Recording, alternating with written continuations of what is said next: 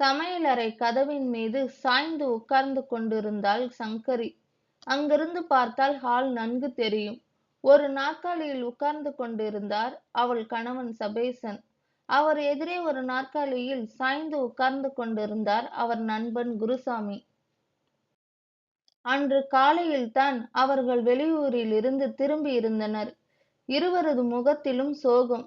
போன காரியம் வெற்றியடையவில்லை என்பதை அவர்கள் முகமே காட்டிக் கொடுத்தது. என்ன செய்வதென்று தெரியாமல் அவர்கள் மௌனமாக உட்கார்ந்திருந்தனர். ஒரு ஆண்டுக்கு முன்தான் குருசாமி தன் மகளுக்கு திருமணம் செய்து வைத்தார். எவ்வளவோ சிக்கனமாக செய்தும் செலவு எக்கச்சக்கமாகிவிடும் போல் இருந்தது. முதலில் பிள்ளை வீட்டார் சொன்னதற்கெல்லாம் சரி சரி என்று குருசாமி தலையாட்டியது தப்பாக போய்விட்டது. குனிய குனிய கொட்டலாம் என்று நினைக்கிற சம்மந்தி, இதுதான் சமயம் என்று அதை செய்யுங்க இதை செய்யுங்க என்று சொன்னபோது, இது ஒன்றுதானே இது ஒன்றுதானே என்று குருசாமி ஒப்புக்கொண்டதால் திருமண செலவு அதிகப்படியாக 3,00,000 ரூபாய்க்கு மேல் வந்துவிடும் போல் இருந்தது. கையை பிசைந்தபடி இளம் வயது நண்பர் சபேசனிடம் வந்து நின்றார் குருசாமி. கல்யாணமும் வீடு கட்டுறதும் நாம போடுற பட்ஜெட்டுக்கு மேல செலவை இழுத்து விட்டு விடும் குருசாமி.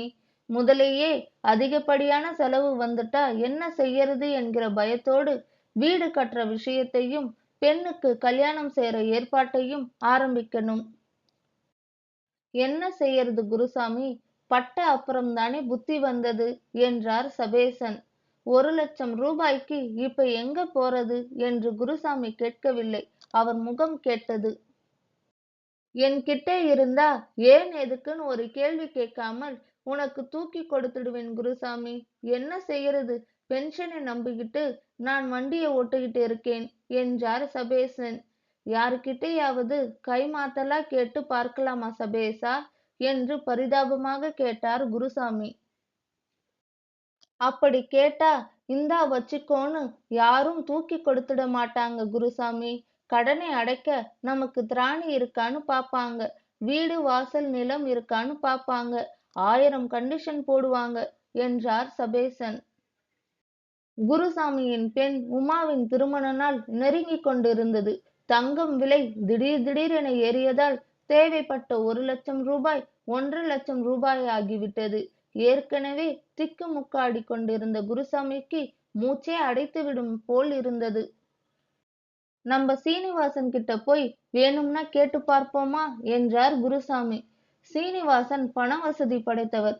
ஊரில் நிலம், வயல், தோட்டம், வங்கியில் ரொக்கம், வீட்டில் நகைகள் எல்லாம் இருந்தன. அதிகமான வட்டி விகிதத்துக்கு கடன் கொடுத்து வாங்கும் தொழில் நடத்தி கொண்டிருந்தார். சபேசன், குருசாமி, சீனிவாசன் எல்லாம் ஒத்த வயதுக்காரர்கள். ஒருவரை ஒருவர் சிறு வயது முதலே அறிந்தவர்கள்தான். ஒன்றாக பள்ளிக்கூடம் சென்று படித்து ஓடி ஆடி விளையாடியவர்கள்தான். சீனிவாசனிடம் போய் கை நீட்டி கடன் கேட்க குருசாமிக்கும் சபேசனுக்கும் கூச்சமாகவும் தயக்கமாகவும் இருந்தது. பணம் என்று வரும்பொழுது நட்பெல்லாம் இருந்த இடம் தெரியாமல் போய்விடும்.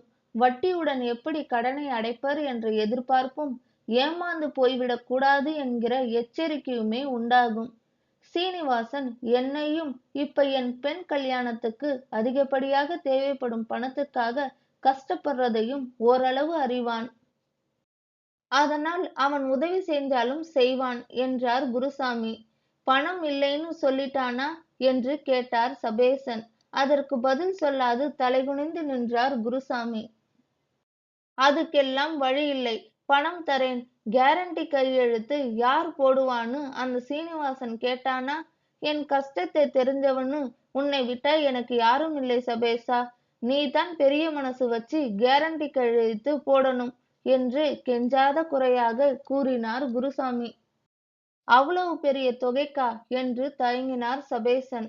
பணத்தை நான் ஒழுங்கா திருப்பி கொடுத்துட போறேனே சபேசா, கொஞ்சம் மனசு வச்சு என் பெண் உமாவோட கல்யாணம் நடக்க உதவி செய்ப்பா என்று சபேசனை கையெடுத்து கும்பிட்டு கேட்டார்.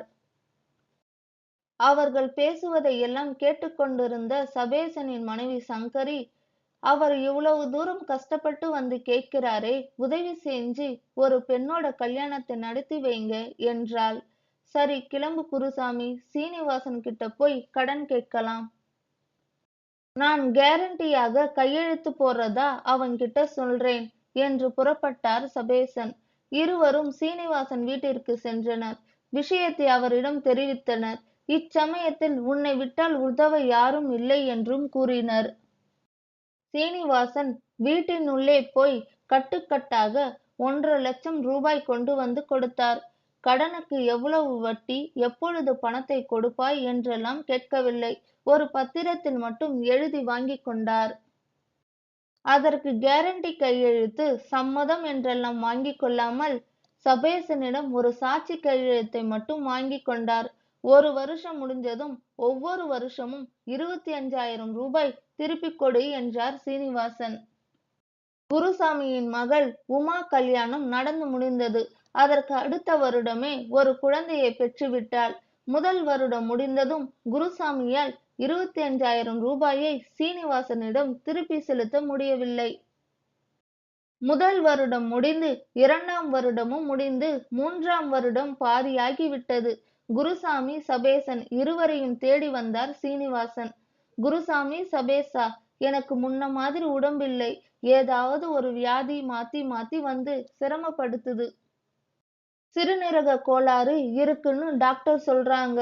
எதுவுமே சொல்றதுக்கில்லை என்கிற நிலை ஏற்பட்ட பிறகுதான் நான் உன்கிட்ட கொடுத்த கடனை கேட்க வந்திருக்கேன். 1,50,000 ரூபாயை புரட்டி கொடுக்கிறது என்கிறது சாமானியமான காரியமில்லை. உங்களுக்கு 6 மாசம் டைம் தரேன். தப்பா நினைக்காம அதுக்குள்ள பணத்தை செட்டில் பண்ணிடுங்க என்றார் சீனிவாசன். தாங்கள் சொல்லியபடி பணத்தை திருப்பி கொடுக்க முடியாத நிலையில் வரும் 6 மாதங்களில் 1,50,000 ரூபாயை எப்படி திரட்டி சீனிவாசனிடம் கொடுத்து கடனை அடைக்கப் போகிறோம் என்று குருசாமியும் சபேசனும் கவலைப்பட்டனர். இப்படி கவலைப்பட்டுட்டு இருந்தா பிரச்சனை தீர்ந்து விடுமா? சீனிவாசன் நல்ல சமயத்தில் இல்லைன்னு சொல்லாம கேட்ட பணத்தை கொடுத்தார். வட்டி கேட்கலை, கேரண்டி கேட்கலை, பணத்தை எப்படி கொடுக்க போறோம்னு கேட்கலை. பணத்தை திருப்பி கொடுக்க நிறைய அவகாசமும் தந்தார். அப்படிப்பட்டவருக்கு நாம சொன்னபடி சரியான டைம்ல பணத்தை கொடுக்காட்டாலும் கொஞ்சம் முன்ன பின்ன கொடுத்திருக்கலாம். நம்ம கிட்ட பணம் இல்லை, அதற்காக சும்மா உட்கார்ந்திருந்தா பணம் எங்கிருந்து வரும் என்றாள் சங்கரி. எங்களை எங்கடி போக சொல்ற பணத்துக்கு என்றார் பரிதாபமாக சபேசன். சீனிவாசன் இன்னும் 6 மாசம் அவகாசம் கொடுத்திருக்கார். அதை பயன்படுத்தி நீங்க 2 பேரும் அவரவர் ஊருக்கு போங்க. இதுவரை தெரிஞ்சவங்க சொந்த பந்தம் நிறைய பேர் இருப்பாங்க. அவங்க கிட்ட நிலைமையை விளக்கி பணம் கேளுங்க. 1000 கிடைச்சாலும் பரவாயில்லை. சிறுதுளி பெருவெள்ளம் என்கிற மாதிரி கொஞ்சம் கொஞ்சமா கிடைச்சாலும் பரவாயில்லை. அப்பப்ப சீனிவாசன் கிட்ட கொண்டு போய் கொடுத்துட்டு வாங்க என்றாள் சங்கரி. சங்கரி கூறியதை செயல்படுத்த சபேசனும் குருசாமியும் மறுநாளே கிளம்பி விட்டனர். ஒவ்வொரு ஊராக செல்ல பணம்தான் செலவழிந்ததே தவிர கிடைத்த சொற்ப பணமும் அதை ஈடுகட்டத்தான் சரியாக இருந்தது. 2 மாதங்களுக்குப் பின் வெறும் கையுடன் வந்தனர். அதற்குள் சீனிவாசனுக்கு சிறுநீரக அறுவை சிகிச்சை நடந்து முடிந்துவிட்டது. சீனிவாசனுக்கு பணம் எதுவும் கொடுக்க முடியாவிட்டாலும் பரவாயில்லை. கிட்னி ஆபரேஷனுக்கு பின் அவர் பெட்ல இருக்கார். 2 பேரும் போய் அவரை பார்த்துட்டு வாங்க. பாவம், நல்ல மனுஷர் என்றாள் சங்கரி. இருவரும் சீனிவாசனை பார்க்க போனார்கள். கடனை கொஞ்சம் கூட திருப்பிக் கொடுக்காமல் அவரை பார்க்க போறோமே என்று மனசாட்சி அவர்களை குடைந்தெடுத்தது. சிறிது நேரத்தில் சபேசனும் குருசாமியும் திரும்பி வந்தனர். கை கால் அலம்பிட்டு 2 பேரும் சாப்பிட்ட பின் அப்புறமா பேசலாம் என்றாள் சங்கரி. நாங்க சாப்பிட்டாச்சு என்றான் சபேசன். எங்க சாப்பிட்டீங்க? சீனிவாசன் வீட்டிலே தான் என்றார் குருசாமி. என்ன சொல்றீங்க? சீனிவாசனை பார்க்க பயந்துகிட்டே தான் போனோம். ஆனா சீனிவாசன் என்ன சொன்னார் தெரியுமா? கிட்னி ஆபரேஷன்ல நான் உயிர் பிழைச்சிட்டேன். லட்சமா செலவழிக்க தயாராக இருந்தும் எனக்கு ஒரு கிட்னி கிடைக்கல. அப்ப ஒரு அம்மா வந்து தன் கிட்னியை கொடுக்கிறதாகவும், ஆனால் அதை வெளியில் யாருக்கும் சொல்லக்கூடாதுன்னு கண்டிஷன் போட்டு கொடுத்துட்டு போயிட்டாங்களாம். குருசாமி, உன் பெண் கல்யாணத்துக்கு நான் பணம் கொடுத்து உதவினது வீண் போகவில்லை. கடவுள் யார் மூலமாகவோ எனக்கு கிட்னி கிடைக்க வச்சு காப்பாத்திட்டாரு. குருசாமி, நான் உன் பெண் கல்யாணத்துக்கு கொடுத்த பணத்தை நீ எனக்கு திருப்பி கொடுக்க வேண்டாம். அது யார் மூலமாகவோ எனக்கு வேறு ரூபத்தில் கிடைச்சிடுச்சு. இந்த சந்தோஷத்தை கொண்டாட நீங்க 2 பேரும் என் கூட சாப்பிட்டு விட்டுத்தான் போகணும்னு சீனிவாசன் எங்க கூட உட்கார்ந்து சாப்பிட்டு கடன் சுமையிலிருந்து எங்களை விடுபட வச்சு எங்களை திக்குமுக்காட செய்துட்டான் என்றார் சபேசன். கண்களில் கண்ணீர் பெருக இரு கைகளையும் கூப்பி மேலே நோக்கி வணங்கினார் குருசாமி. தன் ஒரு சிறுநீரகத்தை வழங்கியதன் மூலம் தன்னை மணக்க விரும்பி அது முடியாமல் போன சீனிவாசனையும் தான் மானசீகமாக சின்ன வயதில் காதலித்து மணக்க முடியாமல் போன குருசாமியின் கடன் சுமை நீங்கியதும் சாட்சி கையெழுத்து போட்டதால் தனக்கு என்னவாகுமோ என்று பயந்து கொண்டிருந்த தன் கணவரையும் இப்பொழுது நிம்மதியடைய செய்து விட்டதை எண்ணி தனக்குள் சந்தோஷப்பட்டு கொண்டாள் சங்கரி.